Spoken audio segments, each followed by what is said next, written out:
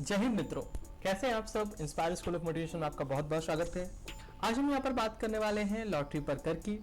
जैसा कि आपको ज्ञातव्य होगा, आपको ये चीज़ ज्ञात होगी कि बैटिंग, गैम्बलिंग, इसके अंतर्गत लॉटरी को लाया गया है। ठीक है, इसी के अंतर्गत ये सारी चीज़ें आती हैं।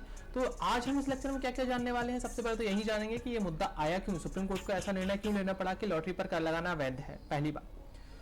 दूसरी बात हम इस पर देखेंगे कि क्या गैम्बलिंग वैध है भारत में, क्या बैटिंग करना वैध है भारत में, क्या जुआ खेलना वैध है भारत में, कौन कौन से इसके संबंध में एक्ट हैं और कैसे ये सुचारू रूप से चालू है, ये सब हम इस लेक्चर में देखने वाले हैं। तो चलिए शुरू करते हैं। सबसे पहले यहाँ पर आपको दिख रहा होगा कि द हिंदू का आर्टिकल है, the state can impose tax on lotteries of other state within its jurisdiction. ठीक है, अगर एक स्टेट के जुरिडिक्शन के अंतर्गत कोई दूसरा स्टेट लॉटरी खिला रहा है तो पहला स्टेट उस पर टैक्स लगा सकता है। ये मैंने बहुत सिंपल लैंग्वेज में आपको बताया। हम न्यूज में देखते हैं न्यूज में क्या है।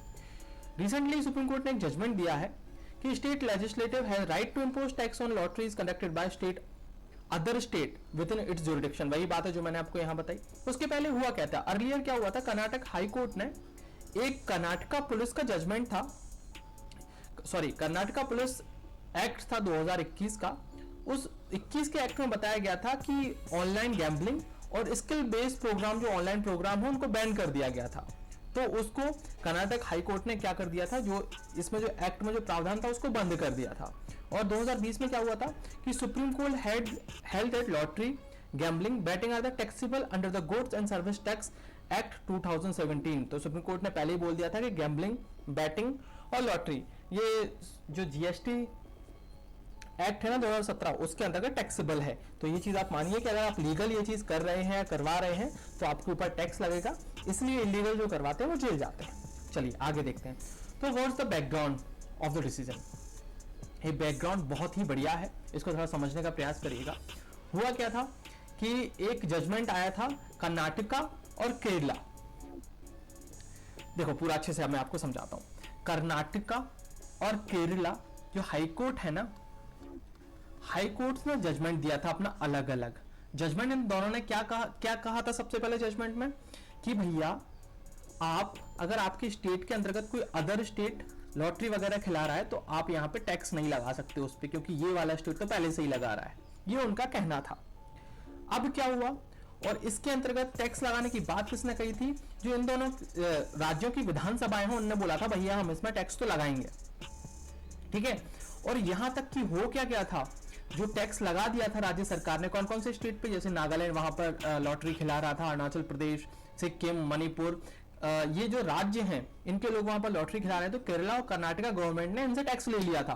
तो वहां के जो हाई कोर्ट्स थे ना, हाई कोर्ट्स में सीधा सीधा ये बोल दिया था कि आप इनके पैसे भी वापस कर दो, जो आपने लिया है ना वो पैसे भी वापस कर दो। ये सारी बात किसने कही थी, आपके हाई कोर्ट ने कही थी। तो इस डिसीजन को लेके जो यहाँ पे गवर्नमेंट थी वो चली गई कहां, सुप्रीम कोर्ट।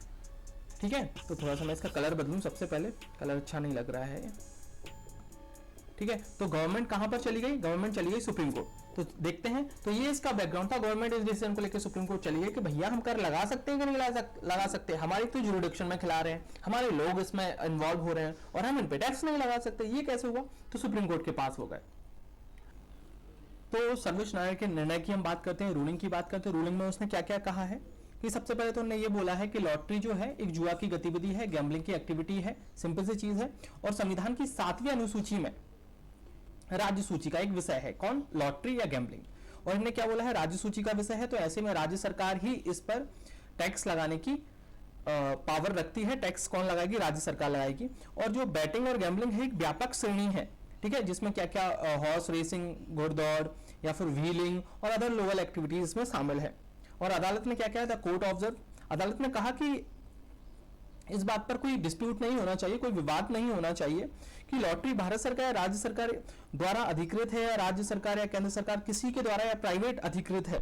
ठीक है, तो वह जुआ ही है। पहली बात तो कोई भी अगर करवा रहा है, खिला रहा है लॉटरी, तो वो एक जुआ चीज है, लॉटरी है। उस पर टैक्स लगाने का अधिकार राज्य सरकार को ही प्राप्त है। किसके अंतर्गत, जो एक राज्य सूची की प्रविष्टि है, एंट्री है 62, उसके अंतर्गत यहाँ पर टैक्स कौन लगाएगी, राज्य सरकार लगाएगी। ये किसने बोला, सुप्रीम कोर्ट ने बोला।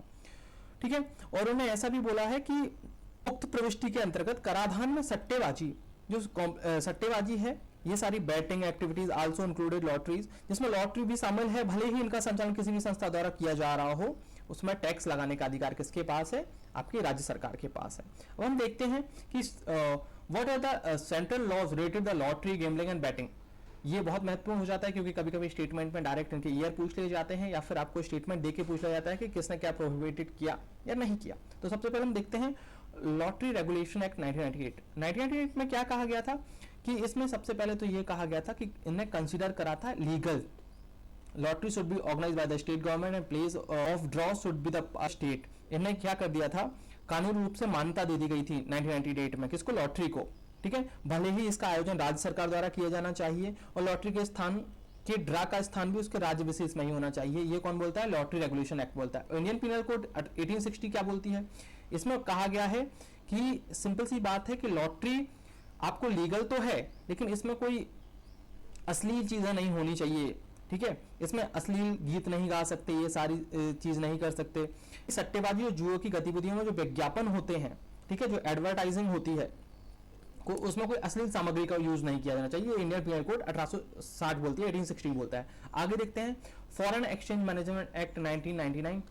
ठीक है, तो इसमें कहा क्या कहा गया है? जो रेमिटेंस भेजते हैं, जो बाहरी लोग भारत में पैसा भेजते हैं अपने रिश्तेदारों को या गवर्नमेंट को, ठीक है, तो वहां पर जो अगर उनका पैसा लॉटरी से कमाया गया है तो वो वहां ना भेजें, ये प्रोहिबिटेड है, ये यहाँ पर अवैध है। बात करते हैं इंफॉर्मेशन टेक्नोलॉजी रूल्स 2011 की, तो इसमें क्या कहा गया है? इसमें कहा गया है कोई भी internet service provider, network service provider और any search engine will not host any such content which directly or indirectly supports gaming। कहने की बात यह है कि इंटरनेट सर्विस प्रोवाइडर या फिर कोई भी नेटवर्क सर्विस प्रोवाइडर डायरेक्ट कोई ऐसा कंटेंट नहीं शो करेगा या होस्ट नहीं करेगा जो प्रत्यक्ष रूप से गैम्बलिंग से जुड़ा हो। हम नेक्स्ट बात करते हैं इनकम टैक्स एक्ट 1961 की। 1961 में क्या कहा गया है कि तो गैम्बलिंग से जो आय प्राप्त होती है, जिस पे जो कर लगता है, वो डायरेक्ट जीडीपी द्वारा समर्थित, मतलब भारत की जीडीपी में भी वो काउंट करता है। ये कौन बोलता है? इनकम टैक्स एक्ट 1961 बोलती है। ठीक है, तो इसमें हमने सारी चीजें देखी कि क्या मैटर था, क्या क्या इसमें हमने एक्ट देखने को मिले, सुप्रीम कोर्ट का क्या वर्डिक्ट रहा, ये सारी चीजें हमने देखी। अब हम इससे रिलेटेड एक क्वेश्चन पूछते हैं आपसे। प्रीवियस ईयर क्वेश्चन है, 2016 में यूपीएससी में पूछा गया था। The parliament of India acquires the power to legislate on any item in the state list in the national interest if resolution to the effect is passed by the। कहने की बात यह है कि पार्लियामेंट को या संसद को भारत की किसी भी राज्य सूची के विषय में कानून बनाने की शक्ति कब प्राप्त हो जाती है? ये आपके ऑप्शन है। जब लोकसभा सिंपल मेजॉरिटी से एक बिल पास कर देती है, जब Lok Sabha bill pass by majority not less than 2/3 of its equal membership, Rajya Sabha pass कर देती है इसकी टोटल मेंबर से सिंपल मेजॉरिटी से, या स्पेशल मेजॉरिटी जो 2/3 मेजॉरिटी होती है उससे राज्यसभा पास कर देती है प्रेजेंट और वोटिंग मेंबर्स के हिसाब से। ठीक है, तो इसका आंसर आप मुझे किस में दीजिएगा? कमेंट बॉक्स में दीजिएगा, मुझे बताइएगा आपको ये लेक्चर कैसा लगा। होप आपको इससे कुछ जानने के लिए मिला होगा। मिलते हैं अगले लेक्चर में। God bless you all.